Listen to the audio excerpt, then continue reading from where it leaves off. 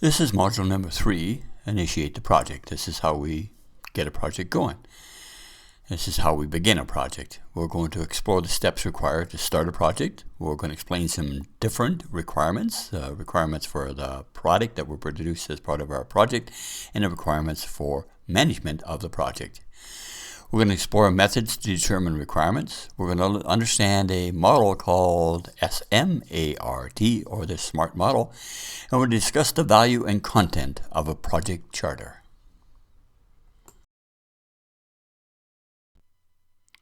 So let us begin Module 3. There are 5 components to this. The first one is steps to start a project. There's sort of a process of how a project actually gets going. Sometimes it's formal, sometimes it's informal, but it kind of follows this sort of guideline that I'm going to present here.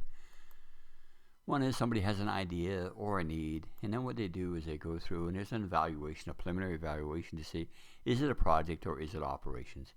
If it's operations, then it goes and becomes an operational task and either gets assigned for somebody to do or goes into the garbage can and we forget all about it. If it's a project, then somebody usually takes that project, so sort of requirements of what the project is about, return on investment, maybe a business case, and takes it to some sort of control committee, which then looks at that and evaluates that along with all the other submissions for projects and comes up with a prioritized list. If it's fortunate enough, it becomes a project initiative, and that's how a project gets going. Now, normally from the idea or need, but there's one more method of how a project gets going. That really is a mandated task, for sometimes organizations are mandated by governments to perform things, and usually that doesn't follow the process. That basically goes straight over and becomes a project and goes from there. Now, the other side of this, if the project is not approved, then it basically gets scrapped and it goes back over to the garbage can. But the garbage can is usually a recycle bin, and be prepared for people to take that project that was not approved and recycle it into something for the next cycle. And that's basically how a project gets going. Now that we know how a project gets going, let's look at some different requirements of that particular project. There are 2 different requirements. One is the requirements for the product that we're going to produce as part of our project, and there's the requirements for the management of the project itself. I like to look at the requirements, both from the product standpoint and from the project standpoint, as a book that has basically 2 chapters. One is the chapter of to create, of what things we need in order to create the actual product that we're working on for our project. That's one chapter. And I look at the other side is the things that are required for us to manage that production of that product. We call that the management of the project itself. So those are 2 different requirements. We're going to explore each one of those in a little bit more detail.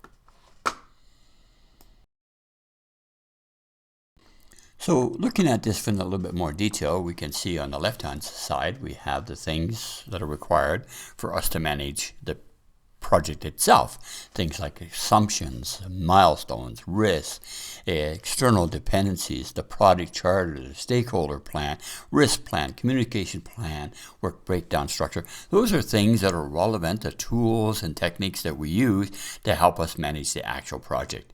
Whereas on the other side, when we look at the product, we look at something that has more dimension or color or weight. It's usually a tangible, sometimes an intangible thing, but a tangible thing, something that we can actually measure. We call that deliverable. So those are the 2 requirements. We look at what's required for us to run the project and what's required for us to actually create the product, which is what the project is all about.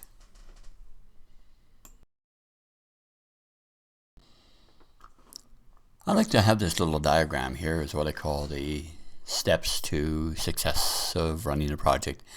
And the very first step in this stairway to running the project is the product requirements. Without the product requirements, you don't have a clue of what it is the project is actually going to produce. So product requirements become very crucial for you to understand and for you to deliver what is expected of you as part of the project. So when we talk about the requirements of the product we're actually going to deliver, there are 2 major almost competing forces that have a different view of what those requirements actually are. One is the customer, and that customer, we define a customer as the individual who commissioned us to actually produce the actual product of the project for. And let me give you an example of this. Let's say, for example, we're doing a payroll system. So the customer for this would be the head of payroll or the department head of payroll, which has said, I want a new payroll system. Whereas the user would be the individuals that actually are going to be using the new payroll system. They often have different requirements. One could be simply from the customer standpoint, they say, I want a new payroll system, get it in.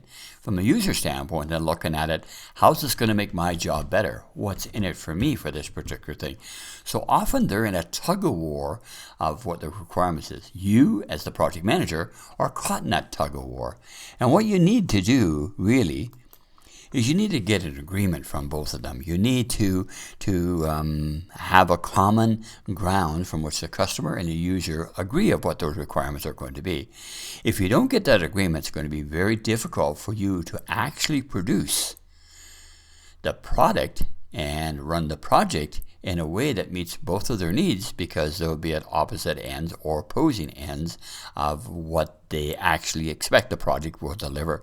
So it's very important to understand that there is these two areas, the customer and the user, and it's your job to basically get them to agree so that you can deliver something that's of value to both of them.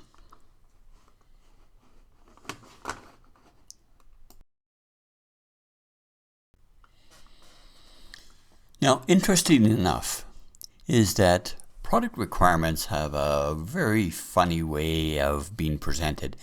In original cases, when they start off in a business case, the dollars to produce the product requirements are usually small. They're within a range.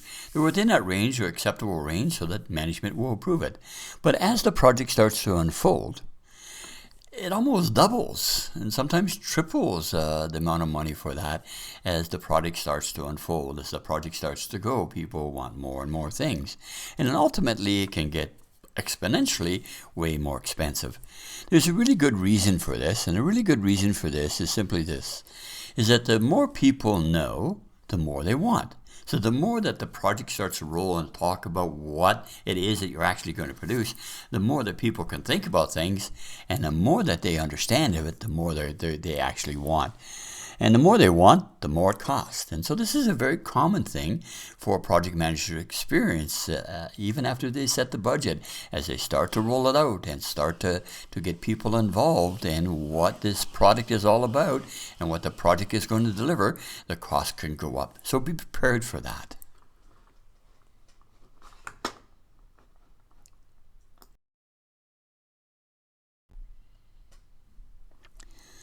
So before we go rushing in and start to get things going, we want to make sure that we keep this triangle in mind. You know, what scope, what time, what cost. When we look at our product requirements, we want to make sure that we have the appropriate amount of money and appropriate amount of time to deliver the things that the product requirement says it should be. The thing we want to make sure is that the customer users accept it, that they agree to what it's going to be, that we're going to do this so many things, it's going to take so long, going to cost so much, and make sure you as the project manager have the resources, have the time, have the cost in order for you to meet the expectations of the customers. That way you can guarantee you're going to have a successful project.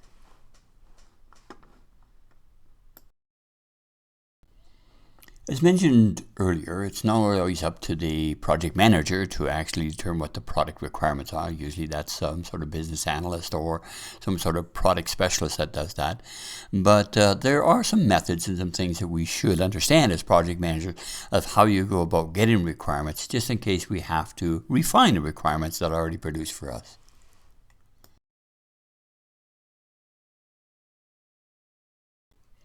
So some items that we use, some methods that we use in order to gather requirements from a product standpoint or interviews. We go and interview the various stakeholders and find out what their actual needs are. The other way that we can do that, we can get expert judgment. We can get some experts in various subject matters and ask them what requirements are mandatory, what requirements are nice to have, what requirements are needed to have in order to make this particular product useful. We can do a strength, weakness, and opportunity threat analysis and gather requirements from there. We can do walkthroughs. Now, walkthroughs are very powerful things. You can actually walk through and see how people are actually using the current product, the product that you're probably going to replace, and see how they use it today. You can do brainstorming where you just ask everybody about ideas. They put the ideas up of what requirements are needed in order for the product to be of value. You can do mind mapping, which is kind of structured brainstorming, and lead them down to a path. You can actually use focus groups, and many organizations do this. When they want to bring out a new product, they'll bring in a demographic and get those individuals to try a product, look at a product, taste it, smell it, feel it, enjoy it, and then give their feedback from there. Other thing you can do is you can do a gap analysis. Traditionally is you need to know where you're going, and you need to know where you are, and then you say, what does it take for us to get there? So you know what you do today, and you know what you require in the future. And so what you do is you say, what things do we need to do in order to get to the new future? The other very effective way is to do a demonstration, do a prototype of this thing. So build whatever it is, and let people experience it, and so they can play with it, they can touch it, they can feel it, they can smell it, and they can analyze it. And that's a very effective way to gather it. But one thing that you have to be cognizant of is that when we talk about requirements, there's a need. Is what do people actually need? And need is sort of like your basic needs. What do you basically need in order to use this product and get value out of it? And then what we have is we have what's required. What is absolutely required for us in order for it to function very, very smoothly? And then we have our wants. What do we really want out of this? And then ultimately we have our desires. And what is the desire? These are the really nice things you could have. Now let me give you an example of this. I work 37 miles or 37 kilometers away from where I live. So I need transportation. I need to get to where I want to go. So I need that. All right? So basically I can need that. I can take a bus or I can buy a car. Let's say I really need a car because the bus doesn't meet my schedules. So I really need a car. Now what do I require? Well, I need a basic car that gets me from point A to point B. What do I really want? Ooh, I want a brand new car so it never breaks down. What's my desire? I think I want one of those fancy, dancy sports cars.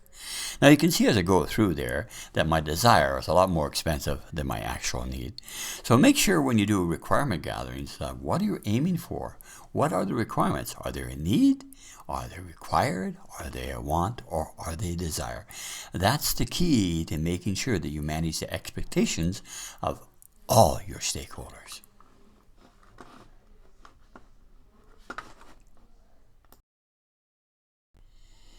The next thing we're going to explore is the SMART model, the SMART model.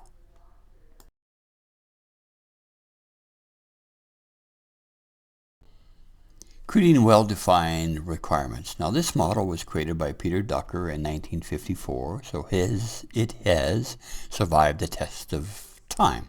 The SMART model basically means this. The S stands for specific. Be precise when you do a requirement. Make sure you're very specific, you're very precise of what it is that you're defining as a requirement. Make it measurable. Use values, use numbers, use things that we can actually measure to prove that it is within that tolerance.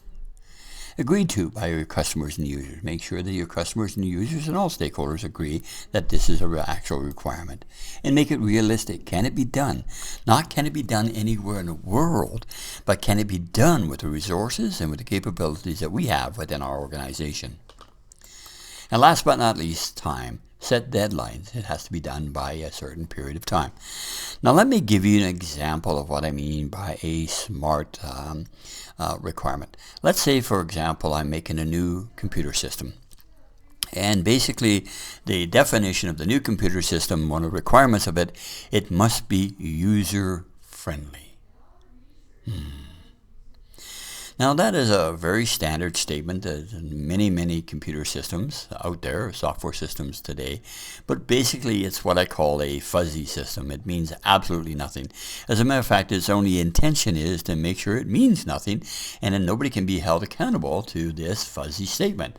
User-friendly. So let's run the smart model by this particular thing. Let's see, can we make it more specific? Okay.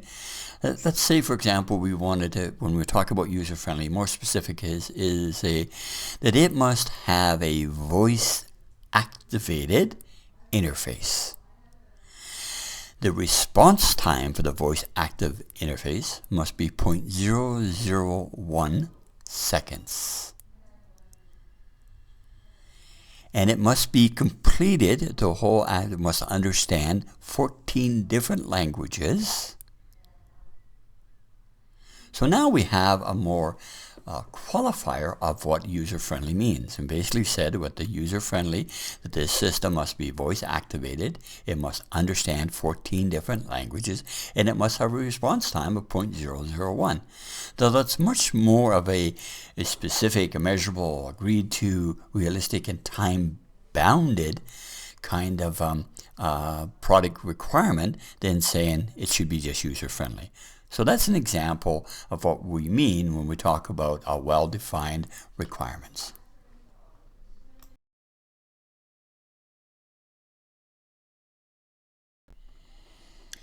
Questions to ask when we're doing product requirements. We need to ask the questions of the who, the what, the when, the where, and the how.